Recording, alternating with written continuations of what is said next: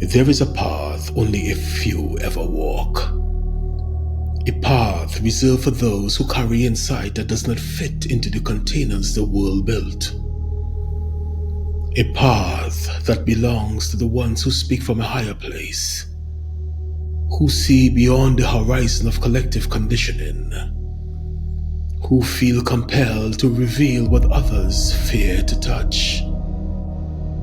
This message is for you, for every truth bearer, every light bringer, every soul who has ever carried revelation into rooms unprepared for its frequency. Because if you walk this path long enough, you will eventually discover a universal law. Truth does not enter quietly. It enters with consequence. And with that in mind, let me ask you something. What happens to the human mind when truth enters before it is ready? What does the soul perceive that the intellect cannot? And why is it that every time light reveals itself, the room shakes before the heart opens? To understand this mystery, we anchor ourselves in a scripture that reveals the pattern clearly. In the book of Luke, chapter 4, verses 28 to 30, it states, "When they heard these things, all the people in the synagogue were filled with rage. They rose up, drove him out of the town, and led him to the brow of the hill to throw him off the cliff. But passing through the midst of them, he went his way." This moment unfolds in Nazareth, Jesus' hometown, the place where familiarity blinded them to revelation. Jesus had just read from Isaiah, declaring the arrival of a divine mandate. But then he confronted their assumptions with examples from Israel's own history. Moments where God bypassed the expected and favored the outsider. He was saying, you cannot own truth. You cannot control revelation. Familiarity does not equal understanding. And divine movement is not limited by human tradition. This hit their identity, not their theology. They erupted in rage, not because he spoke falsely, but because he spoke beyond their limits. And yet, the miracle is not their anger. The miracle is the last line. But passing through the midst of them, he went his way. Truth walked through resistance, untouched. This is not only history. This is spiritual physics, a blueprint for all who carry insight into unprepared spaces. Jesus did not violate their doctrine. He violated their boundaries of self. Their nervous system triggered. Their identity contracted. Their worldview trembled under the weight of something they could not assimilate. This is the experience of every prophet, every mystic, and every truth teller. Revelation destabilizes before it liberates. Insight breaks before it builds. Light shakes before it awakens. This is not personal. It is structural. Humanity has faced this pattern again and again. Truth enters. Resistance rises. Awakening begins. In Plato's allegory of the cave, prisoners sit in darkness, chained from birth, watching shadows on a wall. For them, the shadows are reality. One prisoner escapes. He sees the sun. He sees the truth. He sees essence and reality. He returns to the cave to liberate the others, but they are not grateful. They do not celebrate him. They feel attacked. They feel destabilized. They consider killing him. Why? Because his revelation threatened the illusion that held them together. This is not just philosophy. It is a psychological map of human resistance to light. The Hindu veil of Maya states the same thing. Hinduism speaks about the veil of Maya. Maya is the veil the mind creates to protect its sense of identity. When truth tears the veil, the ego panics, the psyche trembles, the familiar self dissolves, the internal world collapses. Revelation feels like death to the ego. Thus, Maya is not simply illusion.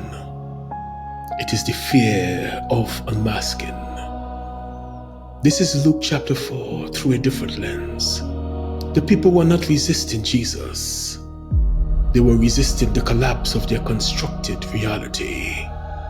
In the Kemetic traditions, the ancient mystery schools, the opening of the mouth ritual represented an initiate gaining the ability to speak divine truth into the spiritual realm. But this ability came with a warning.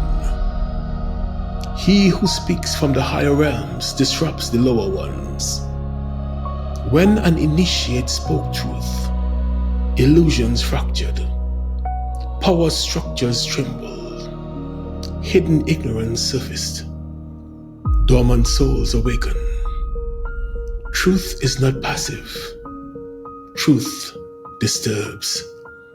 And every authentic teacher learns the moment you open your mouth from the higher plane, you activate resistance in the lower.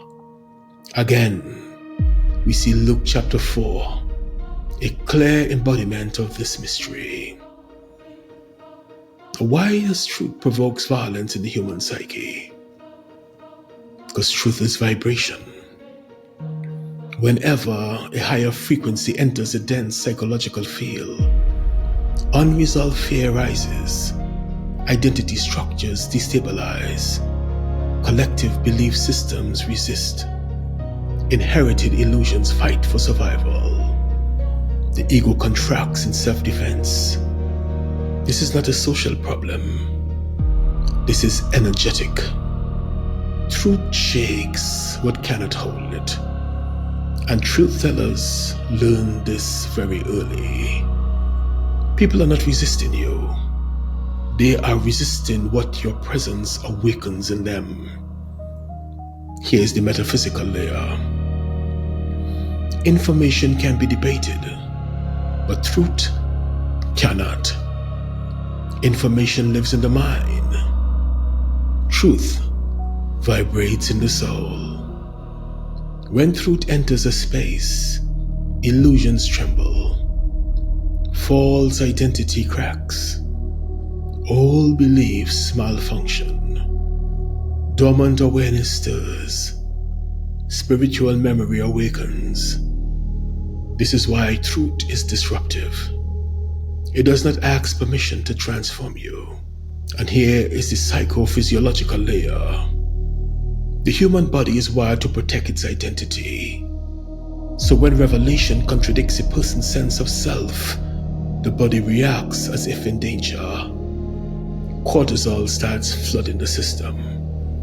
The fight-or-flight mechanisms activates. Breathing tightens, muscles contract. The mind scrambles to reassert certainty. The body treats new truth as a threat. This is why people lash out, shut down, or attempt to silence the messenger. Not because the message is wrong, but because the nervous system cannot hold the vibration of what he carries. And Luke chapter 4 is a description of identity collapse, not theological disagreement. Here is what revelation does. Revelation breaks inherited stories, inherited fears. It breaks inherited self-concepts, inherited perceptions of God, inherited definitions of reality.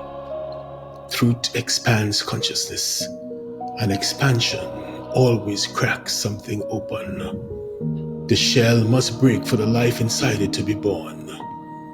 And so, where does this leave the one who walks in truth? Exactly where Jesus stood in Luke chapter 4, in the midst of those who cannot comprehend the frequency you carry.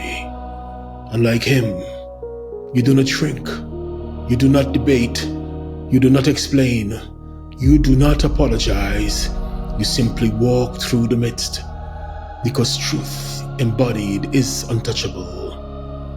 Here are 5 directives to help cultivate inner stability, energetic authority, and the capacity to move through resistance without absorbing it, mirroring Christ's mastery in Luke chapter 4.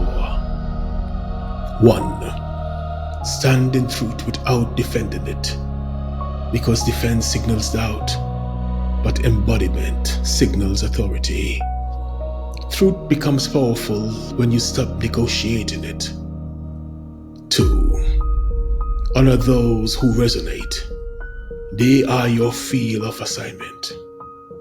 Not every heart is calibrated to the same octave. Pour into the ones whose spirit recognizes your frequency. 3. Recognize resistance as a pattern, not a personal attack.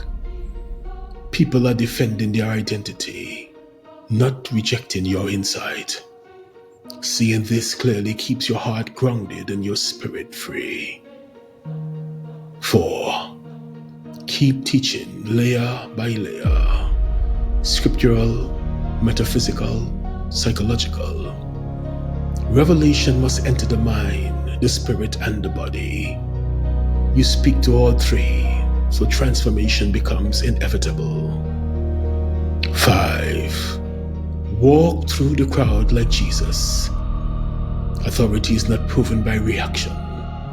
It is demonstrated by direction. Your path is forward, not backward. And if you ever find yourself standing at the edge of misunderstanding, if you ever feel the weight of speaking truth into a world still learning how to hear, if your heart trembles beneath the responsibility of carrying light, breathe. You walk a path walked by prophets, mystics, sages, and teachers across ages. You are upheld by the same presence that moved Jesus through the crowd and touched. Nothing can hold you when you walk in alignment with truth. Carry your light with courage. Carry your truth with grace. And keep walking, for the way opens only as you move. This is the sacred curriculum. Lesson complete. Now remember who you are.